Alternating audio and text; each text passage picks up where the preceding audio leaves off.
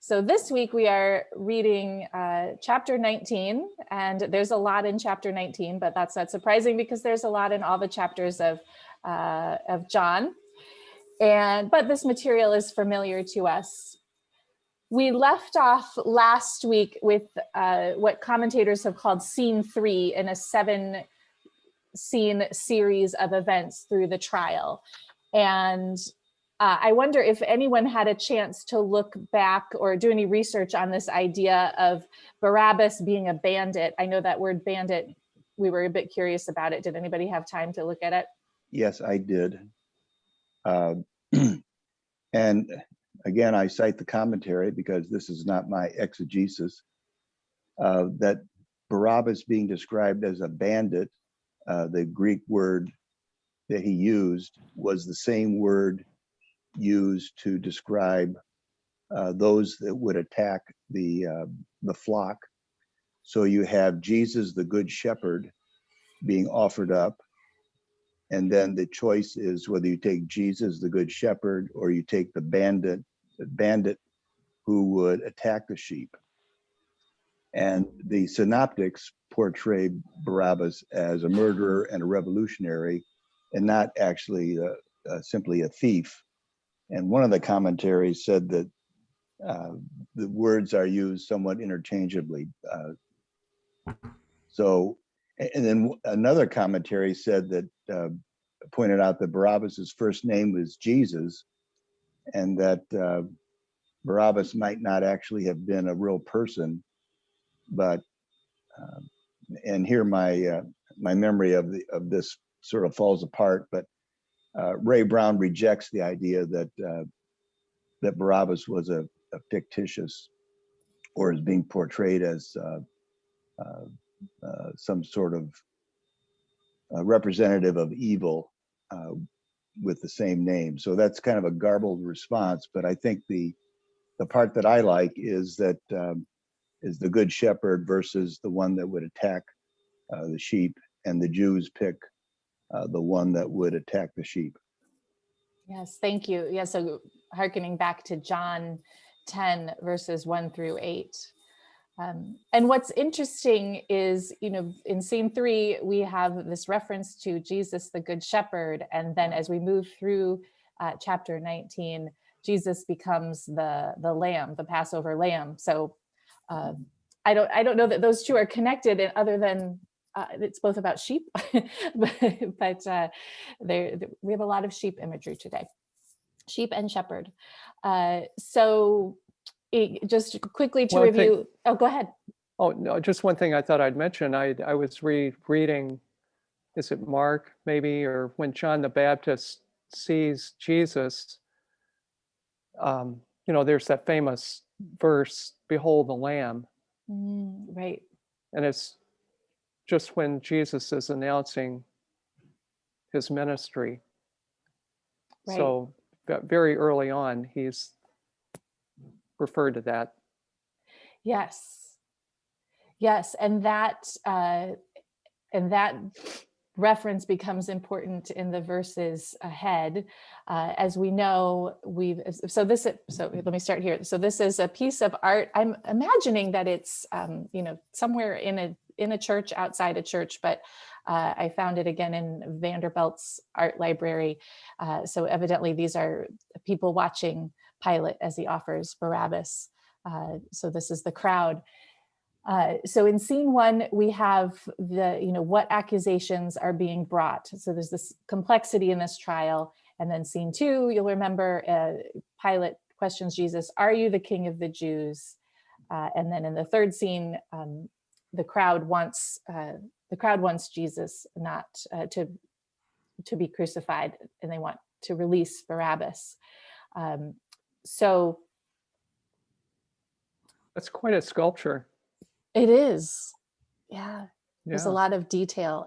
I imagine that it's wider than this. This is the only photo I found of it. Mm-hmm. Yes. So, and we're in the referencing what you said, Herb. So this is the beginning of Passover. So all of this takes place in the scene, or kind of in that context.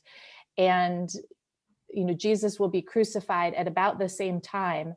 or almost exactly at the same time, according to John's gospel, as the lambs are being sacrificed. And so we remember the importance of these Jewish festivals in John.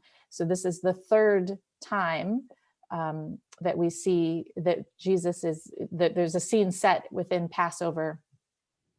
And thinking about what the Passover, thinking back to what we know about what does Jesus's life, death, and resurrection mean, and this idea of atonement that we talked about a few weeks ago, and thinking about the symbolism of the Passover lamb and what that means as we read. So we'll get there, but just setting up the stage. Any other things to add about that as we continue on? There's a lot. It's this is multi-layered and rich. So I think let's just read scene by scene. They're kind of short right now. So Nancy, would you read this first one, John 19, verses 1 through 3? Scene 4, Hail, King of the Jews. Then Pilate took Jesus and had him flogged, and the soldiers wove a crown of thorns and put it on his head, and they dressed him in a purple robe. They kept coming up to him and saying, Hail, King of the Jews, and striking him on the face. Thank you. And what is different in the gospel according to John is that this flogging takes place in the middle of the trial rather than right before execution. Any other comments that people would like to add? Just to be clear, flogging is being hit on the back with a rope or something. Yeah, Father Brown described three kinds of punishment, and there was it scourging, flogging, and maybe whipping. I think for our purposes, it's just, this was bad. Usually the flogging, though, was done right before crucifixion to hasten the death, so that the crucified wouldn't linger for days and days because he was severely beaten. And having this in the middle is a bit perplexing because it doesn't lead directly to crucifixion. It almost looks like Pilate's trying to placate the Jewish leaders who were demanding crucifixion. But I would submit that Pilate was mean-spirited, scornful of the Jews and their traditions, and was taunting them and flaunting his power, and was never afraid until we get later where it says he was more afraid, and the commentaries say that the more doesn't work as an English translation because it suggests that he had been afraid, and that the Greek would simply say he was really afraid, not more afraid. And it was for political reasons. If he loses control over the crowd, then he could be in trouble with Rome. I think So I would have been really afraid too. Yeah, but in these three verses, does he appear afraid? I don't think so. I don't know. John, what were you going to say? Well, I don't know if any of you read the commentary I sent you on Pilate the man, and but he was compromised from the beginning, as I think I mentioned last week, when he entered to take over his job. The soldiers had the image of Caesar on their standards, and that enraged the Jewish leaders because it's a false god. And he wouldn't back down. He says, I won't back down, and you go away or you'll get killed. And so they all went out in the courtroom, lay down, and said, "We're ready to die," because Pilate, being a god, being a secularist, let's say, in my opinion, he didn't realize that there are people who believe in their religion and are willing to die for it. So he had to back down. And from then on, the Sanhedrin had him they had him in his place because they'd always threaten him, say, we're gonna send a note back to Tiberius and just tell him what you're doing. And so this is a great phrase. He was afraid. He was afraid of the Jewish leaders. Right. Yeah. And oh, go ahead. So when, and this may have been in the text and I didn't pick up on it earlier. My impression when we were in Caiaphas's court was that, it was separate from where the masses were. And so it was largely people of influence that were present. Where is this scene taking place? Is it in Pilate's, It's in Pilate's home or his headquarters. People who are present, who are flogging him, are likely to be the religious authorities and Roman supporters, not the Romans masses. were doing the flogging. And I think the scene goes from inside to outside. There's a couple of words that hint at that, but I think the word I saw in one of the commentaries was praetorium. His office, or whatever you want to call his apartment, he traveled back and forth. He didn't spend a lot of time in Jerusalem, Pilate, but I think it's called the praetorium. And I believe that right now we're maybe more, are we inside? Because the next scene, it says Pilate went out again. Yeah, So he it went out feels- to offer so- the, yeah.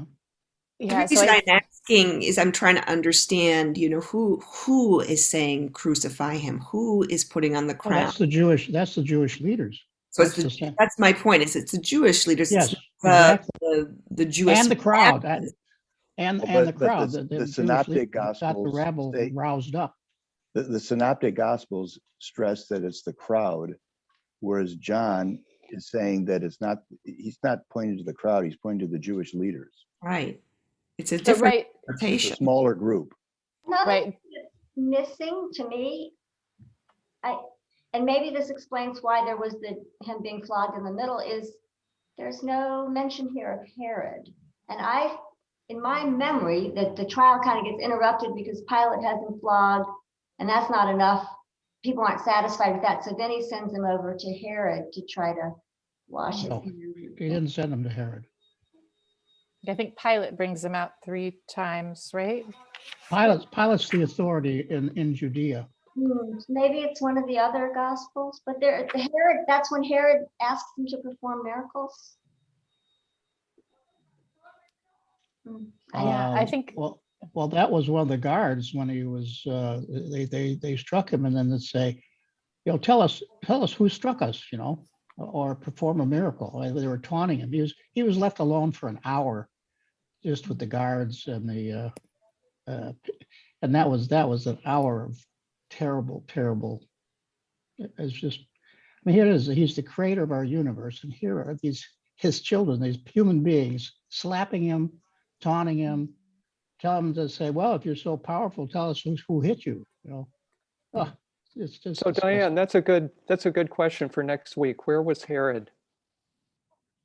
Yes, He died. that Yeah, is I a good forget one. when he died, but anyway. Yes, can- we'll There was look into it. Caiaphas, his court, and that's the Jewish spiritual, Jewish court, and then they sent him to Pilate, demanding that Pilate found him guilty because they found him guilty. Right. And And Pilate, to his credit, he realized he was not guilty of anything, but he was a coward. He couldn't stand up to them. right. So, and we'll get there. And remember that we have these sort of 2 different sets or 2 different charges. I think, I hope I'm getting the legal terms correct here, but, King of the Jews is blasphemy, right? In the religious thing. And here Pilate is mocking him with the crown, but also in that mocking sort of inadvertently recognizes who Jesus is, right? Or inadvertently, hail King of the Jews, right? He's naming Jesus as king. And this comes up again later. He's naming That's him as the king. irony. Right. Well, I think that's where Pilate was, being, in your face to the Jews by saying, because he knows they don't want him to be called the King of the Jews. And so he says, well, I'm going to put a crown on him, and then at the crucifixion, they wrote a plaque underneath, King of the Jews, in 3 languages.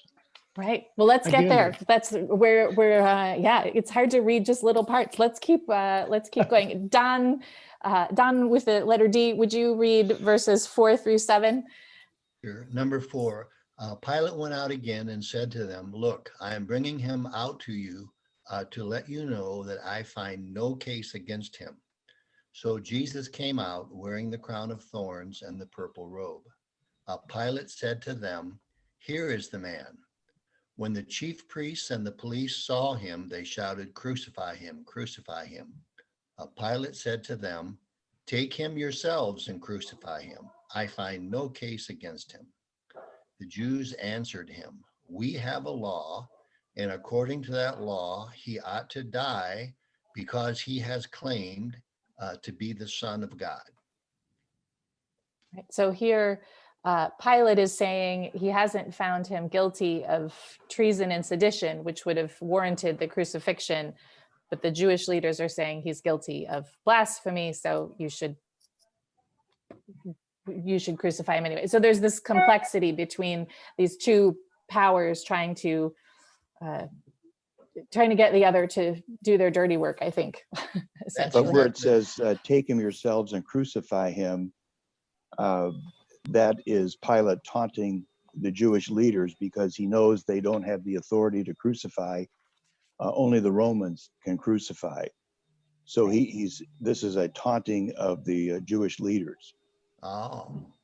Right. And so the Jewish people could stone him, but not crucify him, was my understanding from the commentary. One commentator says it's a complex combination of power grabbing and abdication of authority that's going on here. I don't mean to say that with a. Why do you think they chose not to stone him? Well, crucifixion would be a public display of Jesus in a very humiliated state, and that might undermine his claims to be the Messiah for the population. I also wonder if doesn't stoning require, everyone to participate? It requires the entire crowd to be throwing stones because you're basically burying someone under lots of rocks, right? And so maybe they feared that they wouldn't have the public support for a stoning. What do you think? John Hales, I see your hand up. John? Oh, you're on mute though.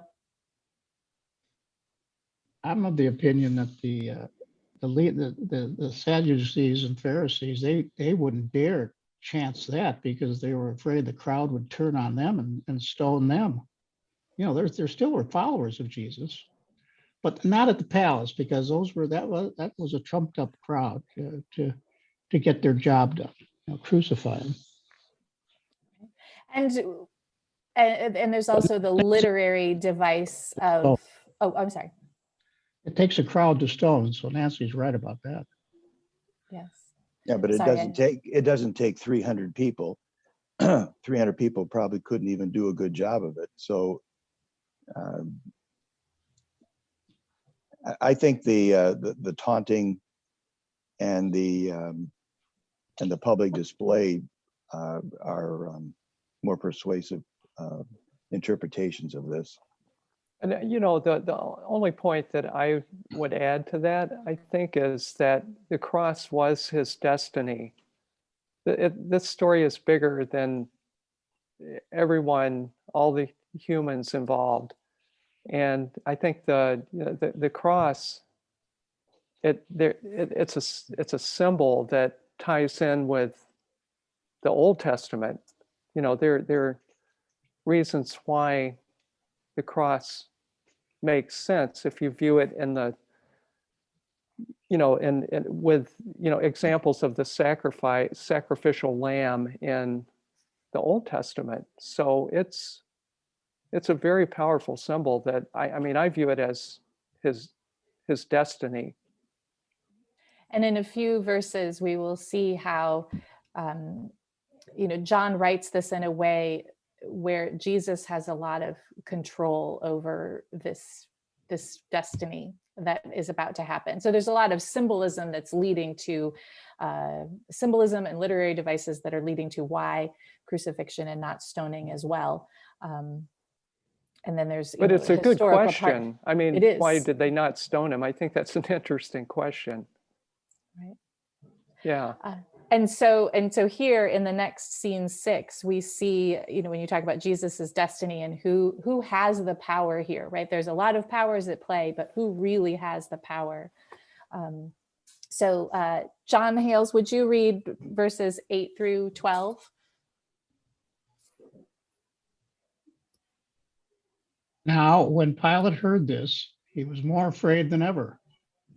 He entered his headquarters again and asked Jesus, "Where are you from?" But Jesus gave him no answer. Pilate therefore said to him, "Do you refuse to speak to me? Do you not know that I have power to release you and power to crucify you?" Jesus answered him, "You would have no power over me unless it had been given you from above. Therefore, the one who handed me over to you is guilty of a greater sin." From then on, Pilate tried to release him, but the Jews cried out, "If you release this man, you are no friend of the emperor. Everyone who claims to be a king sets himself against the emperor." So there's the threat. If they release Jesus, we're going to tell Tiberius. Then you're not loyal. Then you're Yeah. you're letting this man get away with taking power that belongs to the empire. I read one of the commentaries that said that this was written to be to appear like a Greek play, and I think it really, as I read this chapter and had read that comment, I thought this really comes off like a play. It's interesting way of looking at it. It is. And so we mentioned this part about he was more afraid than ever, but we don't, as Tim mentioned, we don't see him being afraid before. But what happened just before that? Okay, we have a law. Okay, he ought to die because he was claimed to be Son of God. And so I wonder, is that what is it that is making Pilate afraid, I guess? I don't think Pilate was concerned about the messianic claims. I think he would be concerned about the kingship. Well, I still maintain that Pilate was a cowardly man. Now, he must have been fairly efficient on a governing sense, because Tiberius had him there for 10 years. On the other hand, he wanted to keep his job. I don't think he had a spiritual bone in his body, but the fear was the fear of loss of the job, which eventually is what happened. Later on, he murdered a bunch of Samaritans when they were worshiping, and so he's called back to Rome. And that's Tiberius died before he got there, but he never got reappointed anywhere. I'm sure, John, that he, in the immediate sense or the most direct sense, he was worried about his job. But I liked the word that Christine referred us to, "You would have no power." And so I think when he heard people were saying this was a king, it threatened his power. This could be a powerful person, and I want to hold on to my power. Even bigger than a job is what I'm saying, power. Well, I just think the he reference was to being appointed more by- afraid is a bit jarring, because before this, he's taunting and he's saying, "Oh, you crucify him," knowing that they can't. And then you're all of us afraid. I don't know. I have trouble with that sentence where it says he was more afraid, even interpreting it to mean that now, for the first time, he became afraid, because I don't think he cares about the Son of God stuff. I agree with Tim that I don't think it was a fear that he was speaking to God. I think that Jesus held his own in that conversation and said, "You don't have any power over me." And I think that was not the typical reaction people had when Pilate said to them, don't you know who you're talking to? And so to have someone who had his own power, I think, threatened Pilate. That's just how I read it. Again, going back to what Herb said, it's almost like the parts of the play and the emotions are being laid out for us here too. And power was confronting power. Divine power was confronting earthly power. Well, I'd also interpret the fear. He was afraid of the Jewish leaders. He was afraid what they do, that they would report him to Tiberius. Right. Well, and let's read the dramatic conclusion to this, because there's another, I don't know, if not a shift in a power, then a dramatic shift in allegiance that happens. Christine, okay, go ahead. Before we go to there, it says in verse 11,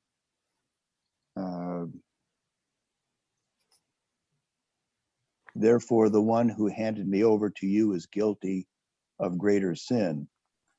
I always thought that was Judas, but the commentaries say no, Judas's role is over, and where it says the one who handed me over, that refers to the Jewish leadership. Mm. Oh, I thought it was Judas too. No, what Tim's found makes more sense. Yeah. Mm. In Interesting. other words, Yeah, they thank you. claim to be the religious leaders of this nation, and yet they turn me over to you falsely. Yeah, and then later they get all fussy about removing the body because of Passover and their religious rules about corpses, and so they're focusing on the details and missing the big picture, the big message from God. Right. Well, in the next scene 7, there's a big miss. Right. Herb, would you read verses 13 through it's the first half, 16a, I guess. Okay. When Pilate heard these words, he brought Jesus outside and sat on the judge's bench at a place called the Stone Pavement, or in Hebrew, Gabbatha. Now it was the day of preparation for the Passover, and it was about noon. He said to the Jews, "Here is your king." They cried out, away with him, crucify him." Pilate asked them, "Shall I crucify your king?" The chief priests answered, "We have no king but the emperor." Then he handed him over to them to be crucified. This phrase, "we have no king but the emperor," just really struck me as I was reading through that last night and this morning. Right.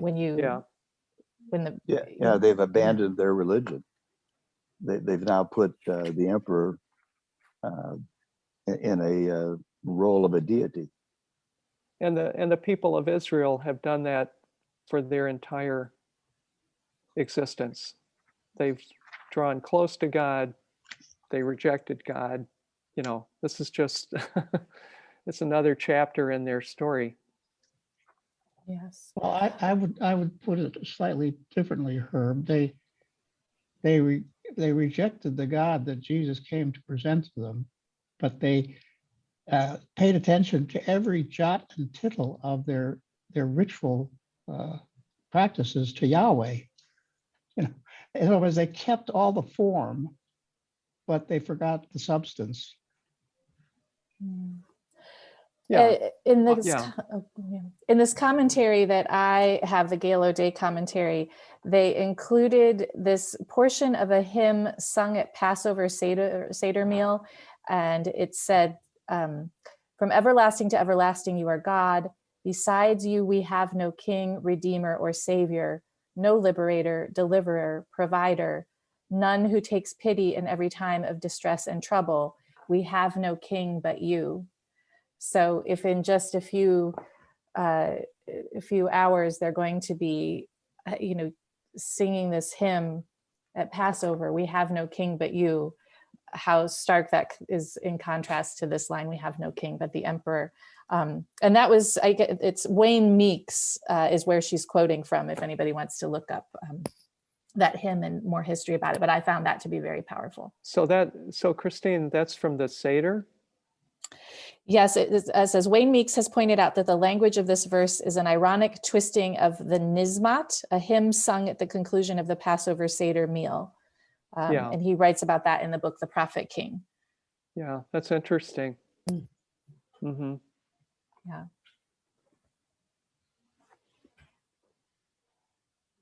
That's good context. Oh, Thanks. the New Interpreter Bible, the 12 volume set that I'm looking at, and I just found it, quotes that and cites Wayne Meeks, his 1967 book.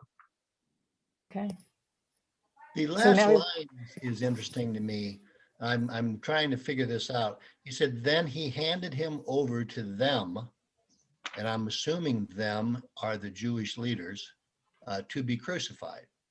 Why would they give him to the Jewish? I've always thought that the soldiers then was the act of crucifixion.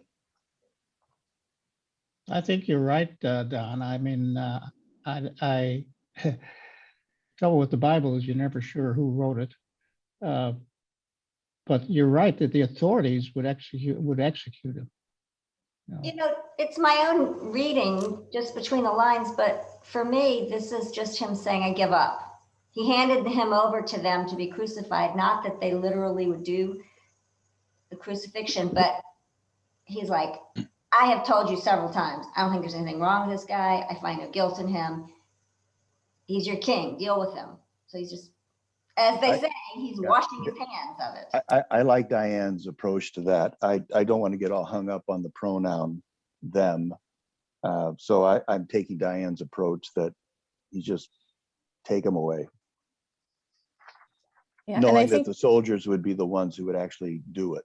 Right. right, and the act of handing over is, I had to go back to my commentary again, he joins Judas and the Jewish leader in handing over. So that's a phrase, and I'm assuming that if the commentator is mentioning it, it's also true in the Greek, that it's the same phrase being echoed, Judas, the Jewish leaders, and now Pilate. Sort of repetition there. I found a reference I was looking for about Barabbas. Barabbas was a noted political agitator and murderous robber, the son of a priest. He had recently been apprehended in the act of robbery and murder on the Jericho Road. This man was under sentence to die as soon as the Passover festivities were over.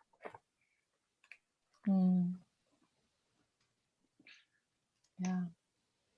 And we know the Jericho Road was a favorite place for robbers. Yes. That's where the Good Samaritan story takes place, correct? Right. It's the Jericho Road. Well, so there's a lot left in the crucifixion and the death and burial. So I think it might be, I want to respect everyone's time. It might be ambitious to try to dive into that. But we can look at that next week, because this really is, the heart of John's gospel. But as you're reading, look for, as I mentioned earlier, where Jesus is actually acting. For one, he says, I'm thirsty. He's not powerless. There's probably a better way to say that, but so where you find Jesus's agency, and as Herb would say, his destiny, as we read through this in the week ahead. Any other final thoughts before we? Well, just to add to what Christine said, Sure, go ahead. the commentaries say that John emphasizes the dignity of Jesus and leaves out a lot of gory details that the synoptics put in. And that's consistent with what Christine just said about Jesus being in control and this being his triumph. And Diane, what were you going to say? Thank you. I was going to read for everyone a few verses from Luke chapter 3. It says, Pilate said to the chief priests and the crowd, I find no basis for an accusation against this man, but they were insistent. He stirs up the people by teaching all throughout Judea and Galilee, where he began, even to this place. When Pilate heard this, he asked whether the man was a Galilean. And when he heard that he was under Herod's jurisdiction, he sent him off to Herod, who was himself in Jerusalem at that time. When Herod saw Jesus, he was very glad, for he'd been wanting to see him for a long time because he'd heard about him and was hoping to see him perform some sign. He questioned him at length, but Jesus gave him no answer. The chief priests and the scribes stood by, vehemently accusing him. Even Herod with his soldiers treated him with contempt and mocked him. Then he put an elegant robe on him and sent him back to Pilate. That same day, Herod and Pilate became friends with each other. Before this, they had been enemies. We And then never should have doubted you, Diane. Well, I don't read it for that reason. I read it because to me, it was, that could be explaining that flogging in the middle. Pilate tried everything to get him off his plate, even sending him over to Herod. But he comes back because, again, to use Herb's term, it was Pilate's destiny to be the one that sentenced Jesus to death. So Diane, is that the Matthew account or Luke 23. that's the Luke account? Okay. Interesting. Diane, in my defense, I thought you were saying that Herod did some sort of judicial decision about him, and that's why I said he wasn't tried by Herod. He wasn't. I didn't mean he didn't see Herod. I mean, Right. but it was another thing where Pilate he didn't want to make a decision. So. Right. I have to say, Diane, I'm impressed with your memory. It's not my memory. It's my Bible where I have a little search thing. I can search Herod. Isn't it wonderful to have all of these tools at our disposal? Imagine doing this, even 100 years ago. It would have, you would have had to have a whole library and a really great memory. Just back in the 60s when I went to school. Yeah. That certainly shows that the Gospels, even though they're telling the same story, telling it a different way. Different angles. Yeah. So that's Luke chapter 23. That's, I just turned to that. Thanks for that, Diane. Yes, thank you. I had forgotten that detail as well. Wow. Well, I'm so grateful for all of you. Again, another wonderful and rich discussion, and we will pick up again next week. Well, we are grateful for you too. Thanks, Christine. Oh, yes. Yeah, thank you. Yeah.